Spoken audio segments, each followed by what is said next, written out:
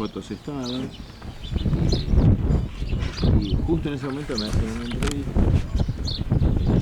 y se enteran de que yo soy el primer veterano de guerra de Malvinas reconocido de este barco. ¿Vos ganaste ese juicio? Yo gané un juicio que empezó en el 2005 y tuvo sentencia definitiva en el 2012-2013. En base a eso me hicieron una nota de que en qué estado estaba el barco, si estaban esas fotos que yo veía. Bueno, hicimos un primer contacto con gente de acá de Cultura, no con la directora, sino con Marisa Corbalán. Y dijimos que bueno, estaría muy bueno que conté la historia, porque realmente mucha gente no sabe la historia de este barco, no tiene ni idea. Conté parte de la historia, me identifiqué con el DNI que dice que soy veterano de guerra de Malvinas y bueno, quedamos en una próxima visita que ya teníamos más o menos decidido para hacerla con esta fecha, ¿no? Con toda la tripulación, visitar una galería de fotos, descubrir una placa, porque la única placa que existe acá es la última tripulación. Nos pareció que era importante dejar una placa. ¿Y vos, en qué momento vos te pones a buscar a toda la tripulación? Porque vamos, más allá de las circunstancias, de cómo se hizo este acto y demás, el tema es cómo se hace la reconstrucción de encontrar a todos los tripulantes, a una parte de los tripulantes. En realidad esto comenzó en el 2005 cuando pido el reconocimiento como veterano de guerra de Malvinas. La Armada me contestó que el barco no estaba considerado veterano de guerra y que no cumplía las exigencias para ser veterano de guerra. En base de eso, es más, me dijeron de que el barco estuvo en reparaciones durante toda la guerra. A mí me hizo un clic, dije, a ver, tengo dos problemas, o estoy mal psicológicamente y no sé dónde estuve durante la guerra, o algo está pasando, hay un secreto detrás de todo esto. Empecé a investigar un poco, no existía nada del área de Irigoyen, en el 2005 no existía, ni sabían ni qué era el área de Irigoyen. Y se me dio por googlear en internet, y el primero que ubico es el comandante. Estaba trabajando en otra empresa, era un militar retirado, trabajando en Normas Kiran. Que no es el capitán. Sí, este capitán. Este marino. Ya se había retirado como, claro, digamos, de la fuerza y tenía otro trabajo en otro lugar. Y lo ubiqué, hicimos una entrevista pasada, estuvimos hablando, le pregunté si realmente en esto había un secreto o algo que no podemos saber, si el barco me dijo que no. Y le pedí por qué este barco no había sido considerado, le pregunté. Y él me dijo que en realidad él había pedido en su momento el reconocimiento, que había ido al edificio Libertad, pero dice que no le pareció pedir para él solo, y que él preguntó si alguno más hubiese preguntado sobre el tema, y bueno, lo dejó. No me quedé con eso y busqué, encontré el segundo comandante del barco, que ese segundo comandante fue capitán de este barco en el año 92, que figura en la placa, que está en la placa Jorge Araujo, y nos reunimos, tomamos un café. Entonces le pregunté qué pasó con este barco, la misma pregunta que le hice al comandante. Me dijo que no había sido reconocido, porque había pasado tanto tiempo, que no se había pedido en su momento su reconocimiento. Y él me mostró Y exactamente, digamos, en el teatro de operaciones, ¿cuál fue la participación del barco? De acuerdo a a los testimonios que vos tenés de la tripulación. De la tripulación todos coinciden con el hecho que estuvo dentro del teatro haciendo una acción bélica y bélicas de combate. Lo que sí que había que demostrar era con pruebas fehacientes que realmente el barco estuvo. Claro, eso es lo que más me parece interesante de la historia. Bueno, en este proceso judicial, o sea, el que me da el primer pie es el segundo comandante que me entrega el listado de todo el personal. Pero vos relatame tu caso. O sea, vos tenías 16 años. Sí, yo tenía 16 años. Mi primer pase fue la Fragata Libertad. Yo fui de pase a la Fragata Libertad. Caí en diciembre del 81 a la Fragata Libertad para dar la vuelta al mundo. A los pocos días me comunican que la Fragata Libertad no sale a navegar por problemas de conflicto, y ya se sabía en enero del 82 que se iba a armar la guerra, porque me destinan a este barco que estaba con asiento en Mar del Plata. ¿Y vos qué hacías exactamente en el barco? En barco yo trabajaba personal de servicios. Servicio había varios, había sastres, había cocineros, había camareros. Yo era camarero. Camarero. Era camarero. Bueno, y contame después cómo se da todo. Bueno, en base te vuelvo a repetir, he ubicado al segundo, me da el listado del personal y fui ubicando uno por uno, ya sea por apellido. No, pero el recuerdo tuyo a bordo del barco, o sea, después cómo te vas enterando, o sea, vos decís, bueno, ya se sabía que íbamos a ir a la guerra. No, nosotros no sabíamos porque, o sea, se sabía que iban a la guerra porque ese barco no salió a navegar la fragata durante ese año. Entonces me destinaron. O sea, después te das cuenta de que por ese motivo no habían salido. Seguro. Subí en Mar del Plata, automáticamente el barco salió a navegar a Puerto Parry, a la isla de los Estados. Y bueno, fue mi primera navegación, fue mi primer contacto en una tripulación y en un barco chico como este donde hay mucha camaradería. La verdad que bueno, no conocía tampoco la isla de los Estados, tiene unos paisajes muy lindos. Y bueno, el comandante contó que le habíamos hecho un viaje con una antropóloga. Años después nos dimos cuenta que ese viaje no había sido con un antropólogo. Nosotros fuimos a llevar material bélico a la isla de Puerto Parry. Hay una documental de La aventura del hombre, que yo la tengo, donde, digamos, casualmente pasó tanto tiempo, y ahí dicen específicamente que se bajaron 600 litros de nafta, 1,5 toneladas de materiales. Se bajó equipos de comunicaciones y en una parte de la filmación se ve que uno de los buzos baja una bolsa naval que dice botas. O sea, evidentemente, digamos, eso fue previo a la guerra y fuimos a llevar materiales antes de la guerra, ¿no? O sea, y vos estabas en esa tripulación que llevó ese material, ¿y eso cuándo me decís que fue? Y eso fue casi fines de febrero del 82. Del 82. Bueno, y de ahí en más, o sea, en ese momento sin saber que habían hecho esa misión probablemente, sí. Contame cómo Seguimos transcurre tu navegando, vida a bordo del barco, por dónde iban. Íbamos navegando, entramos en reparaciones en Puerto Belgrano, porque estaba bastante deteriorado el barco, y habrá estado aproximadamente 20 días, un mes en reparaciones en Puerto Belgrano. Se adiestró a todo el personal. Hicimos práctica de tiro con todas estas tipos de antiaéreas, hicimos... ¿Pero aún siendo camarero? ¿Te tocaba hacer eso? No, la función, digamos, específica de cada uno dentro de este barco, había camareros, peluqueros, pero en el rol de combate yo era municionador de la antiaérea. O sea, cuando se tenía que cumplir el rol de combate, o sea, no tenía nada que ver la especialización que tenía cada uno. O sea, tenías que cumplir con lo mismo que cualquier otro. Dos funciones. Pese a la edad, digamos, también. Sí, no teníamos, éramos militares. La gente, o sea, yo entré en una escuela donde fui entrenado como militar y era un entrenamiento bastante arduo. Con 16 años el entrenamiento fue bastante... Yo pesaba 65 kilos y tenía un entrenamiento en una pluma. Y todo el entrenamiento, o sea, se fue haciendo otra vez con armamentos, o sea, no es que éramos cadetes en un colegio. ¿Y vos sos marplatense? No, yo soy capitalino, yo soy de la Ciudad Autónoma de Nacional. Bueno, y seguime contando de ese momento, o sea, bueno, hacían estas prácticas y demás hasta que llegan al... Bueno, en Puerto Belgrano llegó un momento que nos colocaron las placas que son las placas internacionales que le dan a toda persona que va a la guerra, que están dentro de la muestra, que son las dos chapitas con el grupo sanguíneo y la matrícula de revista. Eso está en el convenio de Ginebra, en el artículo 16 y 17 del convenio, que va la gente a la guerra, ¿no? Y ya sabíamos que ya adentro esa placa y un rosario significaba que algo malo estaba pasando.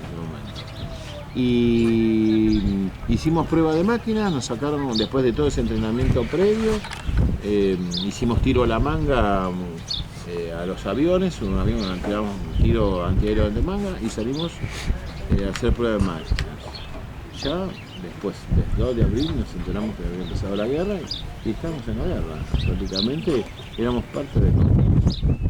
el 19 de mayo nos mandan a... O sea, del 2 de abril al 19 de mayo permanecen en el mismo... Sí, haciendo, digamos, en Puerto Belgrano. Nos mandan el 19 de mayo, salimos a recuperar el helicóptero del Ala Hércules, que están en las fotos. Ese helicóptero tenía una configuración antisubmarina. ¿Qué le había pasado a ese helicóptero? Vamos a contarle a Átalo. Se había caído al mar. No sabemos bien cómo se cae al mar. ¿Por qué? Bueno, durante tanto tiempo fue investigando, yo me dediqué a investigar, y publicaciones navales, que son las publicaciones de la Armada Argentina, yo me leí casi todas las que fueron desde a partir de la guerra. Pero ¿qué pasa ese día arriba a bordo del barco? O sea, ustedes lo llaman y había que cubrir, digamos, de recuperar ese helicóptero, ¿no? Claro. Lo que nos dio el tiempo... O sea, lo llaman al capitán Marín, digamos, Sí. y le dicen, se hundió un helicóptero, se Hay cayó que un helicóptero, recuperarlo. hay que recuperarlo. Y ¿A dónde? En la ría de Puerto Belgrano. En la ría de Puerto Belgrano. En la ría de Puerto Belgrano. Pero estaba a 27.9 millas de la costa. En plena guerra, o sea, cuando... Perdóname la torpeza, pero digamos, cuando dicen hay que ir a recuperar un helicóptero, ¿qué del helicóptero? Es un helicóptero que ya está siniestrado. El armamento bélico. El armamento que tenía... Era rico, tenía una bomba de profundidad y un torpedo, que estaban presumiblemente activados, porque eso se activa, digamos, una vez que eso cae al mar, el agua activa la batería. ¿Y vos cómo te enterás a bordo del barco de esto este llamado? O sea, ¿qué le dicen a la tripulación? Bueno, generalmente hay una orden de mando, o sea, lineal, donde van los oficiales. Que te reúnen acá en la explanada Sí, del barco. van dando las órdenes de lo que tenemos que hacer fuera del ámbito, digamos, de cada rol que uno cumple. El rol de maniobra o de combate o de... Eso que fue a la mañana, a la tarde, o sea, lo llaman a dónde. Fue o sea, de ¿cómo? madrugada en realidad, porque lo que se tardó es en la ubicación, porque el barco estaba a 30 metros de profundidad, estaba hundido.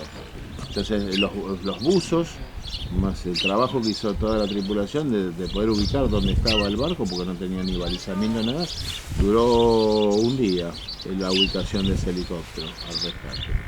Después se rescató. ¿Y cómo les dicen? O sea, ¿cómo te dicen? O sea, esa madrugada les avisan, bueno, tenemos que tomar rumbo a buscar tal... ¿Cómo Sí, se los informan? Van dando, digamos, las directivas, te vuelvo a repetir, de forma lineal, Sí. de oficiales a suboficiales, y los Sí, oficiales... sí, pero ustedes acá arriba del barco, ¿cómo...? No, Claro, ¿qué recordás del momento en que les dicen, bueno, estamos...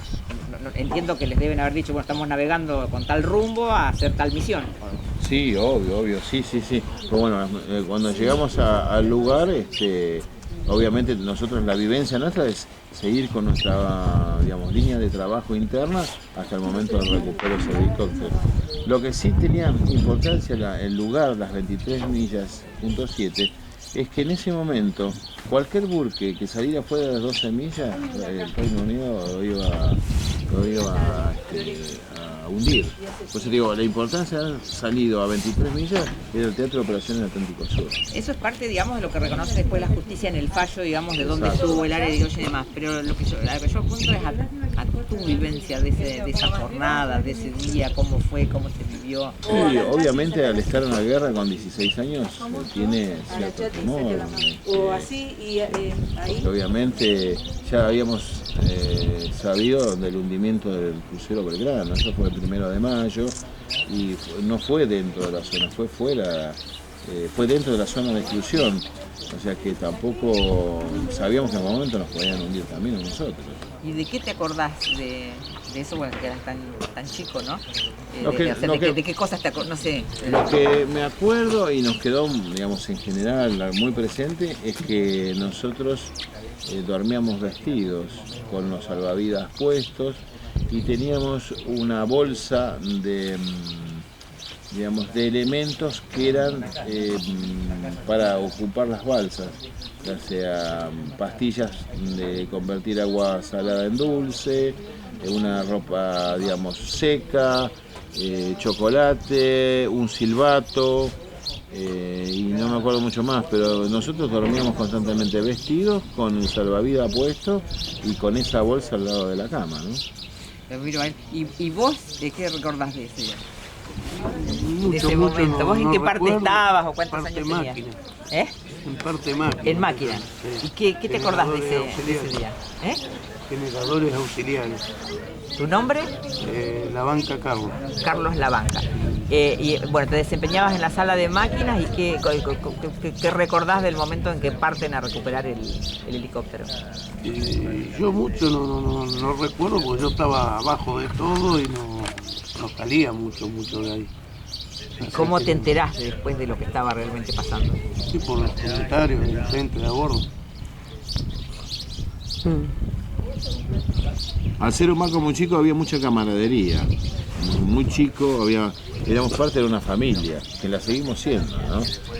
Tenemos esos recuerdos que la verdad éramos chicos, pero ayer sentimos que éramos los mismos chicos a las primeras personas que volvimos al barco, que teníamos 16 y 20 y pico de años, ¿no? Retornaste ahí a la sala de máquinas y te encontraste con, bueno, obviamente que el barco está muy deteriorado respecto de lo que habrá sido en ese momento. Es una emoción grande cuando vive ahí. Recordaba lindos momentos y feos.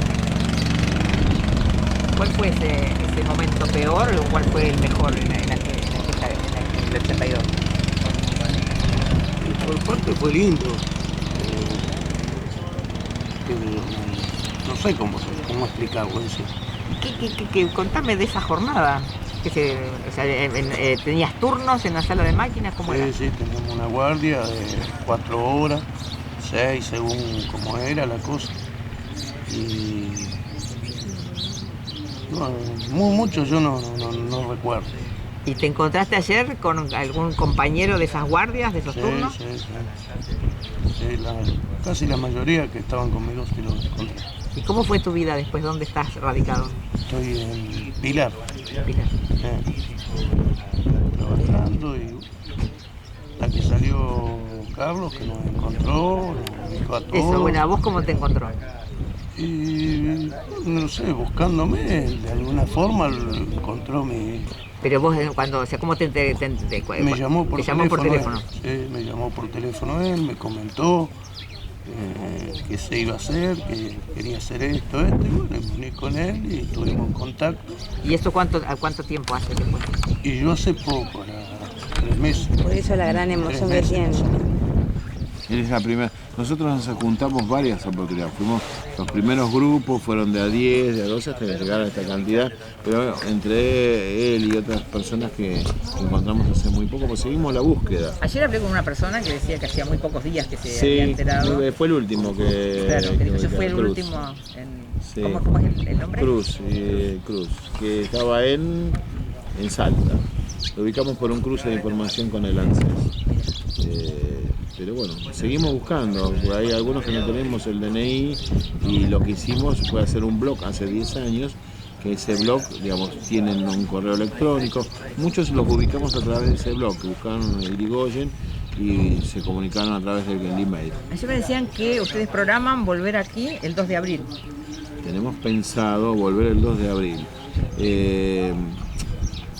Creo que tanto la gente como los sanpedrinos tienen, como nosotros es una búsqueda de una identidad que estamos buscando, que no fuimos reconocidos. En mi caso sí a través de la justicia, pero el resto de tripulantes sigue haciendo juicio, inclusive el comandante al Estado. Me parece que es una vergüenza que después de tantos años y esta verdad haya salido a la luz. Digamos, esto no tiene una bandería política, no tenemos ningún... En Malvinas para nosotros no tiene un tema político y me parece que hoy por hoy el Estado debería reconocer a este barco con todos los tripulantes, porque la verdad salió a la luz, está dentro de un proceso judicial y es público. Y es muy rica, o sea, este barco no solamente hizo ese rescate del helicóptero, estuvo en Puerto Deseado, recibió la orden de relevar al Somellera y al Sobral. Nosotros estuvimos en el punto exacto donde al Sobral le volaron el puente.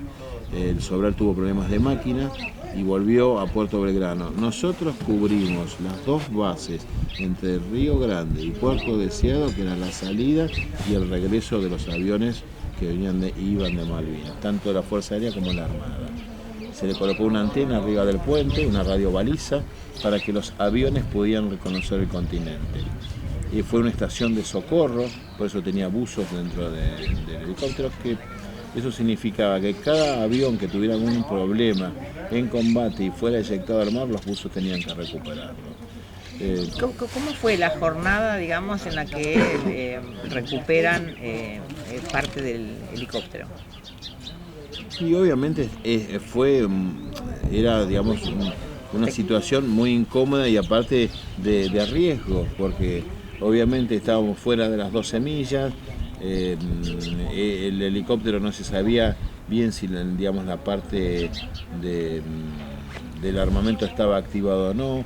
El riesgo del buzo fue muy grande, porque cualquier elemento, ellos jugaban con tanques, podían hacer explotar ese equipo, ¿no? ¿Cómo lo traen hasta la embarcación? Se enganchó con una pluma, en un guinche. Primero hicieron el esterilizado del armamento, se estudió qué armamento tenía, y eso, bueno, a través de los grupos que tenía el barco específicamente, que era antisubmarina, y más los buzos y oficiales, hicieron el desarticulado de ese armamento, llevarlo otra vez nuevamente al Puerto Belgrano. ¿Y qué se hizo con todo ese material?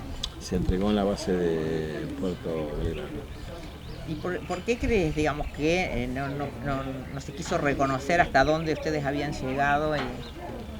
Y no se puso a reconocer, primero porque... ¿Fue por negligencia, fue a propósito, por ocultamiento? Hubo, digamos, parte de negligencia, porque obviamente el pedido de reconocimiento fue extemporáneo. Pasaron 20 años y obviamente, digamos, toda la parte de Malvinas había cerrado, y bueno, el comandante, digamos, hizo ese pedido de forma muy extemporánea, y bueno, más allá de cada uno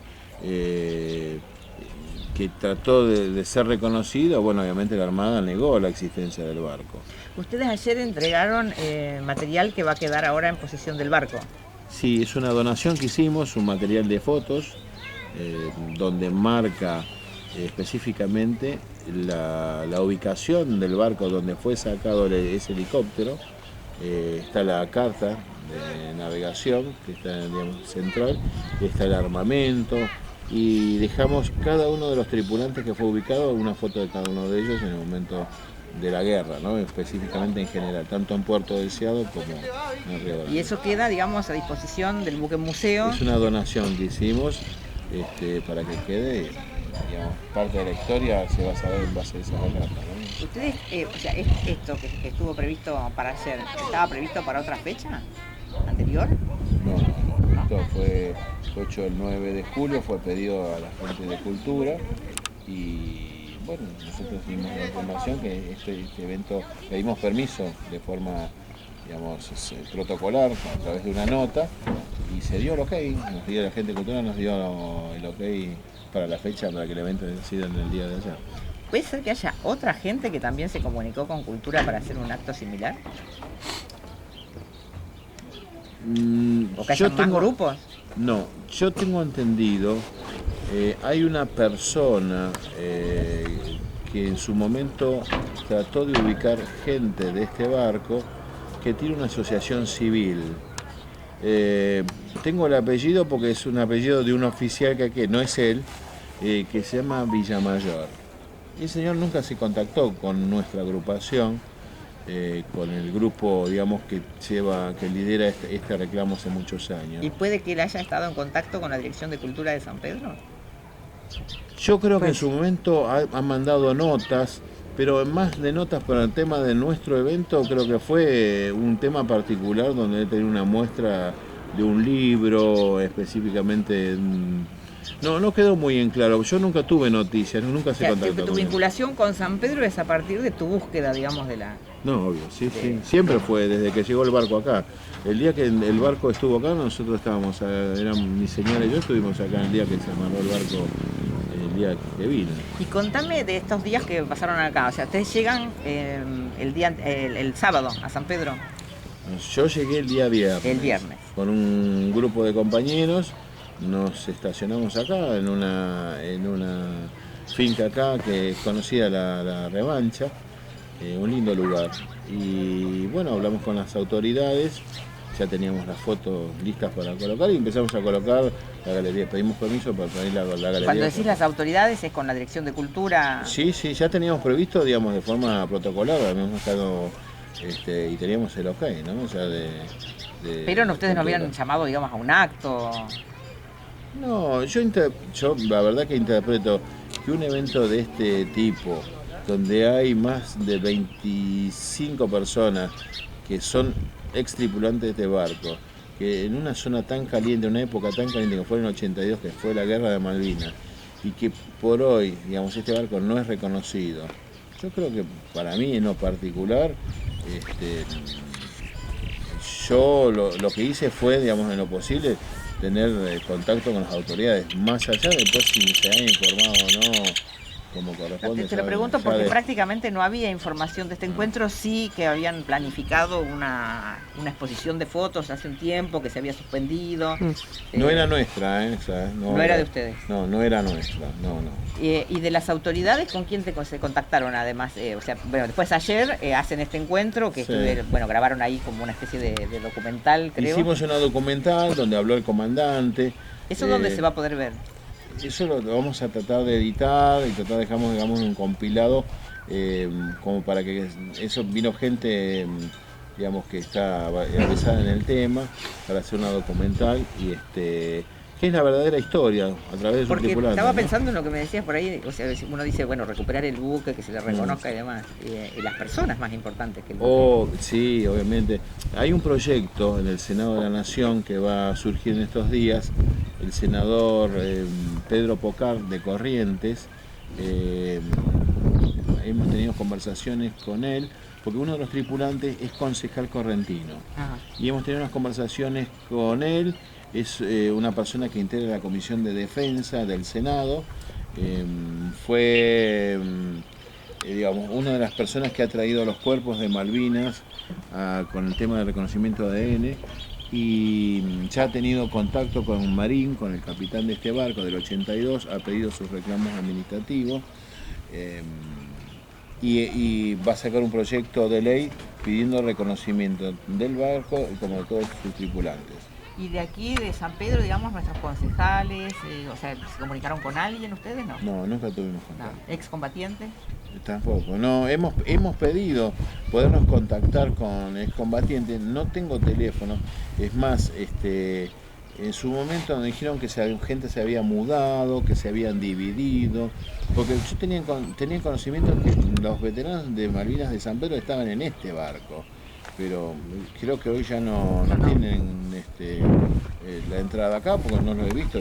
La última vez que vimos en el 2009 estaban dentro de este buque, tenían un lugar de reunión acá, pero no tengo acceso, digamos, he pedido teléfonos para poderme comunicar con ellos, para hacer una invitación formal, inclusive con ellos, para hablar con ellos, pero me dijeron que tenían un problema político, que se habían dividido, que algunos se habían mudado.